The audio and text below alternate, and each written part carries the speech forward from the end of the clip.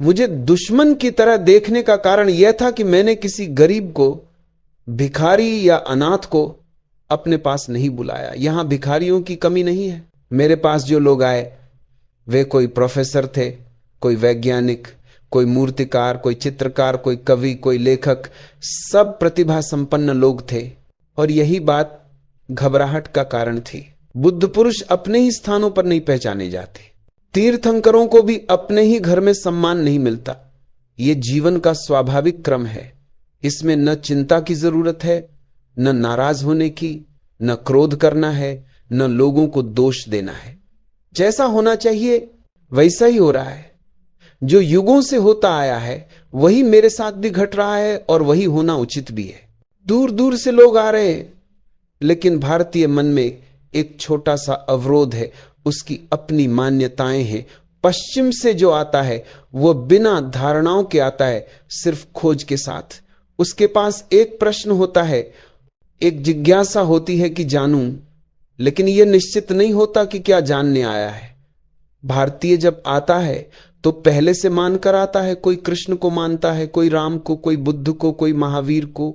पश्चिम में एक सौभाग्य यह हुआ है कि वहां लोग अब किसी बात को यूं ही मानते नहीं। मान्यताओं का समय समाप्त हो चुका है। लोग न मोमेज को मानते हैं न जीसस को। बीते 300 वर्षों में पश्चिम में एक महाक्रांति हुई है। लोगों का चित्त बोझों से मुक्त हो गया है। उन्होंने अतीत की ओर देखना लगभग छोड़ दिया है। पीछे झांकने की आदत ही मिट गई है। वे आगे देखते हैं, बस आगे। भारत पीछे देखता है। जो व्यक्ति राम को मानता है वह मुझ में भी किसी विशिष्ट राम की प्रतिमा ढूंढना चाहेगा। वो प्रतिमा तो मुझ में मिलेगी नहीं। कहां राम और कहां मैं? वे यदि मर्यादा पुरुषोत्तम है तो मैं तो अमर्यादा पुरुषोत्तम हूं। यहां कोई मर्यादा नहीं। मैं धनुष बाण लिए भी नहीं खड़ा हूं। राम का अपना व्यक्तित्व है, अपने जीवन का एक अनोखा रंग है, सुंदर है, पर वही उन्हें शोभा देता है। यदि कोई और वैसा बनने की कोशिश करे तो वो राम नहीं, सिर्फ रामलीला का राम होगा और तुम्हें रामलीला का राम भी भा जाएगा। गांव का कोई भी साधारण लड़का राम बन जाए तो भी लोग उसके पैर छूते हैं, जानते हैं वो कौन है। लेकिन मुकुट वुकुट, धनुष बाण देखकर और राम की धारणा से मेल पाकर उनका सिर झुक जाता है। मैं राम नहीं हूं। इसीलिए जो राम की धारणा लिए मेरे पास आएगा वह खाली हाथ लौट जाएगा, निराश, हताश। कोई कृष्ण की छवि लेकर आता है, कोई बुद्ध की, कोई महावीर की। यहां हर किसी की अपनी अपनी धारणाएं हैं। यह देश अतीत की परतों से इतना दबा है कि बहुत कम लोग बचे हैं जो बिना किसी पूर्व धारणा के खाली आंखों से देख सके। निश्चित ही जो लोग खाली आंखों से देखने की क्षमता रखते हैं वे भारतीय मेरे पास आ रहे हैं और आते रहेंगे। मेरा संबंध केवल उन्हीं भारतीयों से जुड़ सकता है जो एक अर्थ में अब भारतीय नहीं रह गए हैं। वे पहले मनुष्य हैं, मानवीय हैं, जागतिक हैं, जिनके चित्त का आकाश विस्तृत है, जो छोटी छोटी सीमाओं हिंदू, मुसलमान, ईसाई, जैन, सिख इन दायरों में सिमटे नहीं हैं। उन्हीं से मेरा संबंध बनेगा। वही इस हीरे की पहचान कर सकेंगे, क्योंकि उनकी दृष्टि खाली होगी, अपेक्षा शून्य होगी और उनके भीतर देखने की दूरी होगी, परिप्रेक्ष्य होगा। मेरे और उनके बीच में राम, कृष्ण, बुद्ध या महावीर कोई नहीं खड़े होंगे। अगर तुम्हारे और मेरे बीच कोई भी खड़ा है तो वो आड़ बन जाएगा और तुम मुझे देख ही नहीं पाओगे। और मैं किसी की भी धारणा पूरी नहीं कर सकता। मैं अपने ही ढंग से जीऊंगा। किसी समझौते के लिए मैं तैयार नहीं हूं। लाखों भारतीय आ सकते हैं यदि मैं जरा सा समझौता कर लूं, और समझौता कठिन भी नहीं है। मैं बुद्ध जैसे वस्त्र पहन लूं तो बौद्ध धारणा वाले लोग तुरंत मेरे पास उमड़ पड़ेंगे। लेकिन ऐसा झूठ संभव नहीं, ऐसा समझौता भी असंभव है। मैं जैसा हूं वैसा ही जीऊंगा। कोई आए ठीक, कोई ना आए ठीक, कोई बिल्कुल भी ना आए तब भी ठीक। कोई उपाय नहीं है। मैं अपने स्वरूप से रत्ती भर भी समझौता नहीं कर सकता। इसलिए मेरे साथ वही जुड़ पाएंगे जो किसी समझौते की आकांक्षा लेकर नहीं आते, जो सीधे बिना आड़ मुझे देखने को तैयार हैं। स्वामी राम तीर्थ अमेरिका से लौटे वहां उन्हें अद्भुत सम्मान मिला, पूर्व स्वागत, अपार प्रेम। हजारों लोग उनकी सुगंध में झूम उठे। रामतीर्थ स्वयं भी विलक्षण थे। उनके शब्दों में, उनके व्यवहार में, उनकी प्रत्येक दृष्टि में परमात्मा की चमक थी। लेकिन भारत लौटकर उन्होंने सोचा कि यात्रा काशी से ही शुरू करें, और बस यही कठिनाई खड़ी हो गई। मुझसे पूछते तो कहता काशी को बिल्कुल छोड़ दो, वहां से यात्रा शुरू ही नहीं हो पाएगी। और वही हुआ। रामतीर्थ ने समझा था कि काशी के लोग तो अवश्य समझेंगे। जब अमेरिका जैसे देश, जिनका धर्म से संबंध लगभग समाप्त हो चुका है, वहां के लोग इतना आनंदित हुए, इतने प्रसन्न हुए, तो काशी तो और भी अधिक मन खोल देगी। उन्हें लगा काशी के लोग पलक पावड़े बिछा देंगे, उनकी बात सहज समझ में आ जाएगी। लेकिन काशी में कोई नहीं समझा। उलट एक पंडित खड़ा हुआ और बोला, यह कैसी बकवास है, इसे वेदांत कहते हैं। संस्कृत आती है? रामतीर्थ को संस्कृत नहीं आती थी। वे फारसी से पढ़े थे, पंजाब में जन्मे। उस समय फारसी का ही बोलबाला था। उर्दू जानते थे, फारसी जानते थे, अंग्रेजी जानते थे, लेकिन संस्कृत नहीं जानते थे। अमेरिका में किसी ने यह नहीं पूछा कि संस्कृत आती है या नहीं। बुद्ध होने के लिए क्या संस्कृत जानना अनिवार्य है? अगर ऐसा होता तो बुद्ध भी बुद्ध न होते, उन्हें भी संस्कृत नहीं आती थी। महावीर भी जिन्न कहलाते, क्योंकि उन्हें भी संस्कृत नहीं आती थी। और मोहम्मद, बेचारे मोहम्मद का तो क्या ही हिसाब लगाओ। जीसस, मूसा, जरथुस्त्र, लाओत्सु, इन सबको तो फिर किसी गणना में रखना ही असंभव हो जाता। रामतीर्थ ने कहा, संस्कृत तो मुझे नहीं आती। यह सुनकर वह पंडित खिलखिलाकर हंस पड़ा, और भी लोग हंसने लगे। बोले, संस्कृत नहीं आती तो वेदांत क्या सुनाते फिर रहे हो? पहले संस्कृत सीखो, तभी वेदांत समझोगे। ब्रह्मसूत्र पढ़ो। राम ने ब्रह्मसूत्र नहीं पढ़ा था, उन्होंने ब्रह्म को पढ़ा था। जब मूल को ही जान लिया तो सूत्र क्या पढ़ना। जहां से बादरायण ने ब्रह्मसूत्र रचे, उसी स्रोत में राम ने स्वयं डुबकी लगा ली। अब उधार क्यों जाएं? न उपनिषद पढ़े न वेद। पंडितों ने समझाया, पहले संस्कृत सीखो फिर वेदांत, नहीं तो तुम समझोगे नहीं, दूसरों को भी क्या समझाओगे। लेकिन उन सब में से एक भी व्यक्ति ऐसा न था जो इस आदमी के भीतर झांक सके। यह दृश्य देखकर राम चकित रह गए, स्तब्ध। बोले, ऐसे लोगों में परिश्रम करने का लाभ ही क्या? और जिस गैरिक वस्त्र को पहनकर वे दुनिया भर में संदेश देने गए थे, उसी दिन उतार दिया।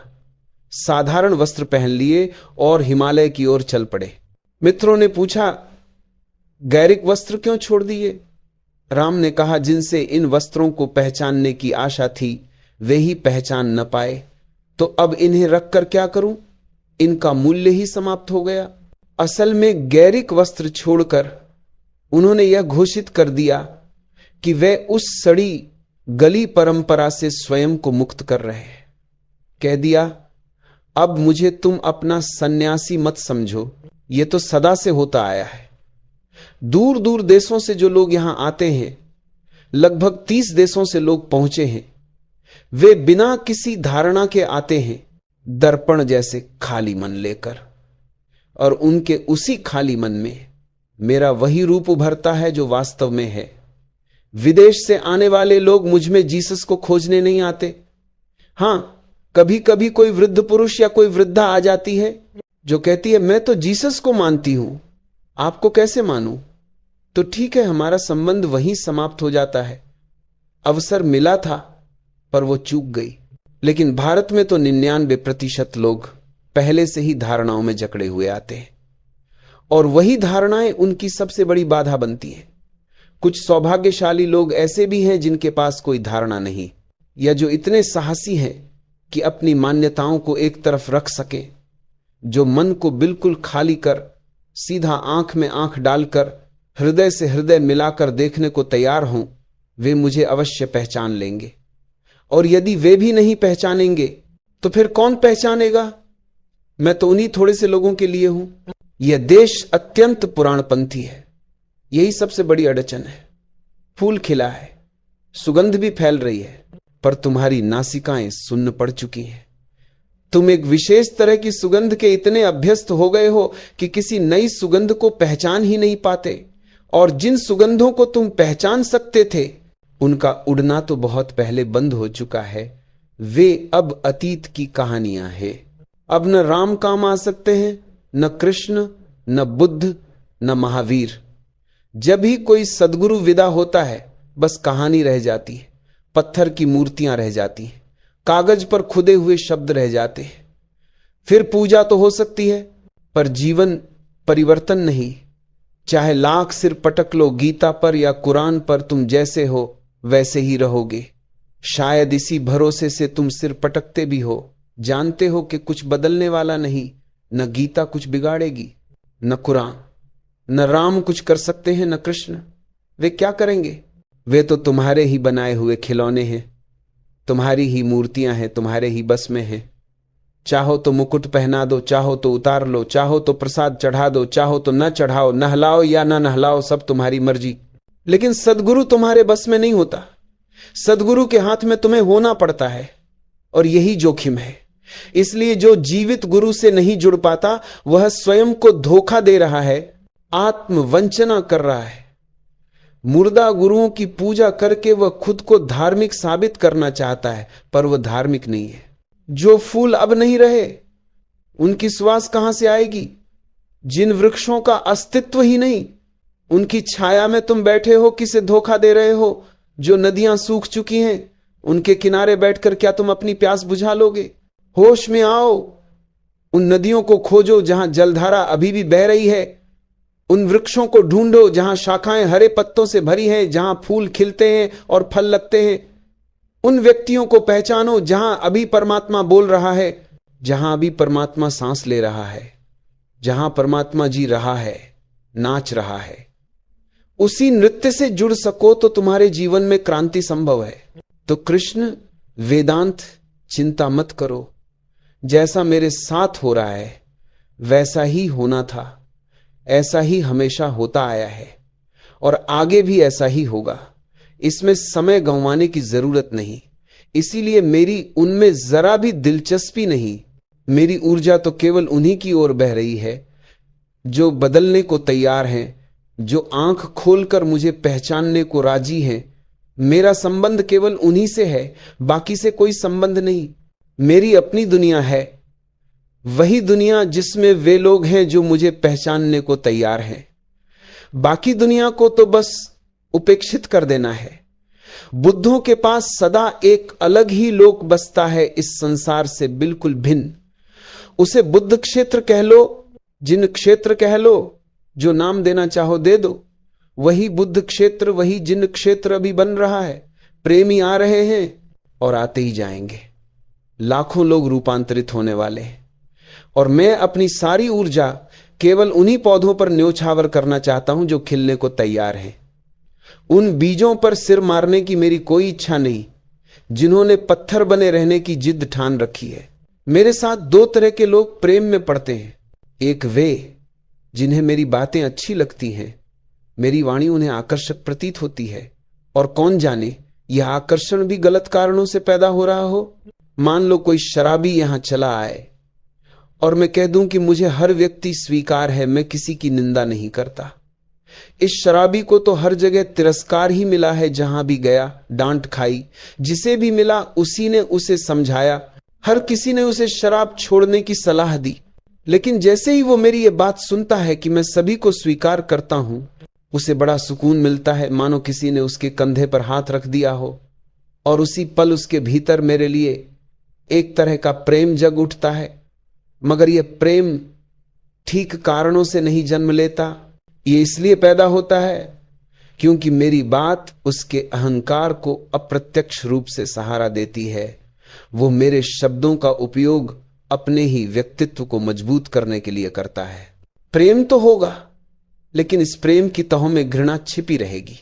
तुम्हारे जीवन में प्रेम की कमी रही है, न किसी ने तुम्हें प्रेम दिया, न तुमसे प्रेम लिया। और जब मैं तुम्हें पूरे मन से स्वीकार करता हूं तो तुम्हारा दबा हुआ प्रेम अचानक सतह पर आ जाता है। लेकिन यह प्रेम अपने साथ छुपी हुई घृणा भी लिए होता है। ध्यान रखना, जैसे दिन के बाद रात आती है और रात के बाद दिन उसी तरह प्रेम के पीछे घृणा मौजूद रहती है। इसलिए एक समय आएगा जब प्रेम खत्म होकर तुम अचानक घृणा से भर जाओगे बिना किसी स्पष्ट कारण के, और तुम्हें खुद समझ नहीं आएगा कि जिसे इतना प्रेम करते थे उसके प्रति अचानक घृणा क्यों। यह घृणा इसलिए उभरती है क्योंकि तुम्हारा प्रेम अभी ध्यान से पैदा नहीं हुआ है, वह सिर्फ विचारों और भावनाओं का प्रेम है। एक दूसरा प्रेम भी होता है, वह प्रेम जो ध्यान की गहराई से जन्म लेता है।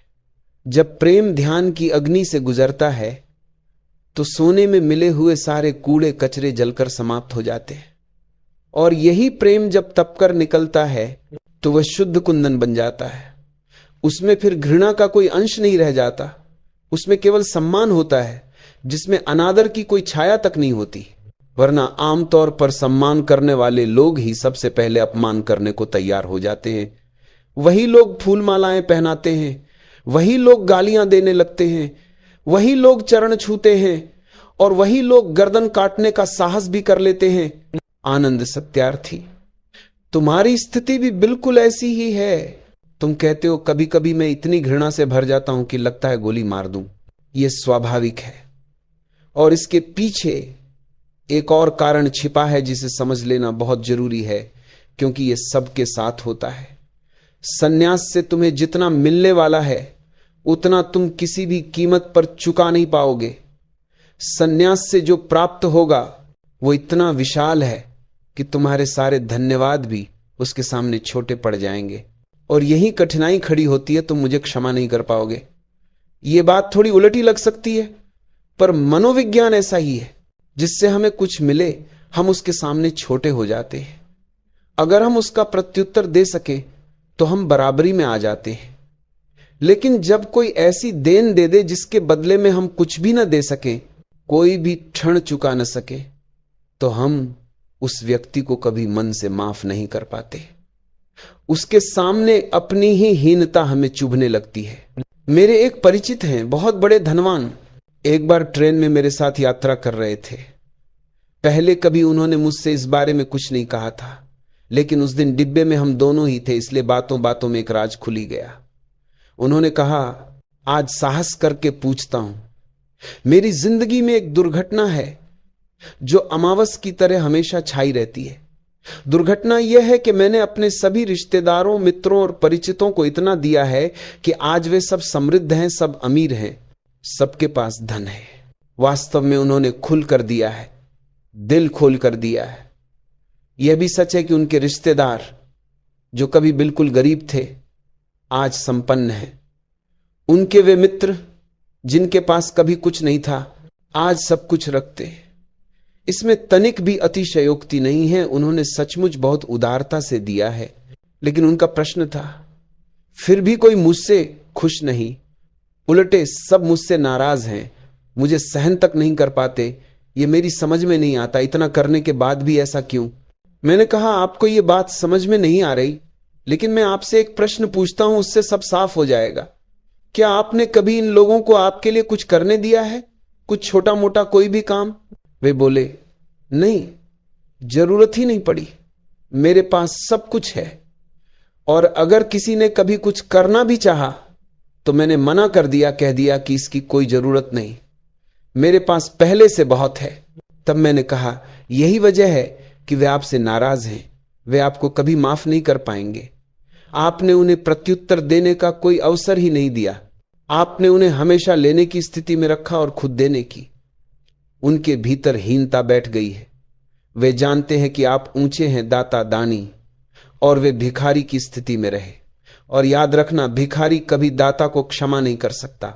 मैंने उनसे कहा, एक काम कीजिए, अपने लोगों को छोटे छोटे काम आपके लिए करने दीजिए। मुझे पता है कि आपको वास्तव में किसी चीज की जरूरत नहीं है, लेकिन फिर भी कुछ छोटे अवसर। मान लीजिए आप बीमार हों और कोई एक गुलाब का फूल लेकर आ जाए तो उसे स्वीकार कर लीजिए और उस फूल को कृपा मानकर ग्रहण कीजिए। कभी किसी मित्र से कह दीजिए, यह काम तुमसे ही हो सकेगा, मुझसे नहीं हो पा रहा, तुम ही संभाल लो। बस उन्हें थोड़ा सा मौका दें कुछ करने का। मैंने कहा, आप अपने सभी काम खुद कर सकते हैं, मुझे पता है, लेकिन अगर आप उन्हें थोड़ा बहुत कुछ करने देंगे तो धीरे धीरे वे आपको क्षमा कर पाएंगे। उन्हें महसूस होगा कि उन्होंने सिर्फ लिया ही नहीं, कभी दिया भी है। उन्हें लगेगा कि वे आपके नीचे नहीं हैं बल्कि बराबरी में खड़े। लेकिन यह सब उनके अहंकार के खिलाफ था और वे ऐसा कर नहीं सके। 2 साल बाद जब मैंने उनसे पूछा तो उन्होंने कहा, मुझे माफ करें, मैं किसी से कुछ ले ही नहीं सकता, गुलाब का फूल भी नहीं। यह मेरे स्वभाव के विरुद्ध है। मैं ये बात स्वीकार ही नहीं कर सकता कि मैं किसी से कुछ लूं। मैंने तो बस देना सीखा है, लेना नहीं। तब मैंने कहा, तो फिर जिन लोगों को आपने दिया है वे हमेशा आपके शत्रु बने रहेंगे। आनंद सत्यार्थी, यही कठिनाई यहां भी है, लेकिन इस वजह से नहीं कि मुझे तुमसे कुछ लेने में कोई झिझक है, न इसीलिए कि मेरे भीतर कोई अहंकार है। समस्या केवल इतनी है कि जो मैं देता हूं उसका प्रत्युपकार संभव ही नहीं। यह ऐसा देने का स्वभाव है जिसे लौटाया नहीं जा सकता। मैं तो अपनी तरफ से हर तरह की कोशिश करता हूं, छोटे छोटे उपाय जितने बन पड़ते हैं। मैं लोगों को छोटे छोटे काम दे देता हूं। कोई अमेरिका जा रहा है तो उससे कह देता हूं, मेरे लिए एक कलम ले आना या मेरे बगीचे के लिए एक पौधा ले आना। हालांकि मेरे बगीचे में अब जगह नहीं बची और पौधों की इतनी कलमें जमा हो गई हैं कि विवेक मुझसे पूछती रहती है, इन सब का करोगे क्या? उन्हें संभालना पड़ता है, साफ सुथरा रखना पड़ता है। और जब कोई फिर विदेश जाता है और मैं कहता हूं मेरे लिए एक कलम ले आना, तो उसकी समझ में नहीं आता कि इसकी जरूरत क्या है। लेकिन जरूरत केवल इतनी है कि मैं तुम्हें भी एक अवसर देना चाहता हूं कि तुमने मेरे लिए कुछ किया हो, छोटा ही सही, लेकिन किया हो। मैं अभी ये जल्दी नहीं चाहता कि कोई मुझे गोली मारने को उतारू हो। वक्त आने पर मार देना आखिरी पुरस्कार समझकर, लेकिन अभी तो काम शुरू ही हुआ है। थोड़ा ठहरो, थोड़ा संभालो। आनंद सत्यार्थी, गोली वोली तैयार रखना पर अभी नहीं, पहले थोड़ा काम व्यवस्थित हो जाने दो। सन्यास का यह रंग पृथ्वी पर जरा फैल जाने दो। हां, कोई ना कोई एक दिन गोली चलाएगा और सबसे अधिक संभावना यही है कि वही चलाएगा जो सन्यासी होगा, वही जिसे ये सब बिल्कुल असहनीय हो जाएगा, जो सह नहीं पाएगा। जिस व्यक्ति को इतना मिलता चला जाए कि लौटाने का कोई उपाय न बचे, आखिर वो करे क्या? गोली न मारे तो क्या करे? जीसस को भी जूदास ने ही बेचा था मात्र 30 सिक्कों में, और जूदास वही था जो जीसस का सबसे प्रिय और प्रमुख शिष्य माना जाता था। उसी ने मार्ग दिखाने वाले को सूली दिलवाई। और देवदत्त ने भी बुद्ध को मारने की भरपूर कोशिशें की, और वह बुद्ध का चचेरा भाई था, अग्रणी शिष्यों में से एक था। यह सब बिल्कुल स्वाभाविक है। इसके पीछे जीवन का एक गहरा गणित काम करता है। गणित यह कहता है कि जब व्यक्ति ठण के भार से इतना दब जाता है कि चुकाने का कोई रास्ता नहीं बचता, तो वह विनाश की ओर बढ़ता है। गोली चलाने के अलावा उसे कोई राह नजर नहीं आती। लेकिन अभी नहीं, अभी तो जरा ठहरो। समय आने पर मैं स्वयं ही तुमसे कह दूंगा, सत्यार्थी, कहां है गोली? साधारण प्रेम का यही रूपांतरण होना तय है। हर साधारण प्रेम अंततः घृणा में बदल ही जाता है। इसलिए यदि तुम सचमुच चाहते हो कि तुम्हारे भीतर मेरे प्रति कोई घृणा न बचे, तो तुम्हें ध्यान से होकर गुजरना होगा। ध्यान एक शुद्धि प्रक्रिया है, प्रेम को निर्मल करने की कला है, एक रसायन है। यहां कुछ लोग मुझे प्रेम तो करते हैं लेकिन ध्यान नहीं करते। वे कहते हैं, हमें तो आपसे प्रेम है, ध्यान की क्या जरूरत? उनका प्रेम ही सबसे खतरनाक है। किसी भी क्षण वह प्रेम भारी मूल्य चुकवा सकता है, क्योंकि उसके नीचे नीचे घृणा इकट्ठी होती जाती है। ध्यान करना जरूरी है ताकि घृणा धुलती चले और प्रेम निरंतर निखरता जाए। और एक दिन ऐसा प्रेम जन्म लेता है जिसके विपरीत तुम्हारे भीतर कुछ भी नहीं बचता, न कोई घृणा न कोई अंधेरा। ऐसे प्रेम का अनुभव करना ही अमृत का स्वाद चखना है।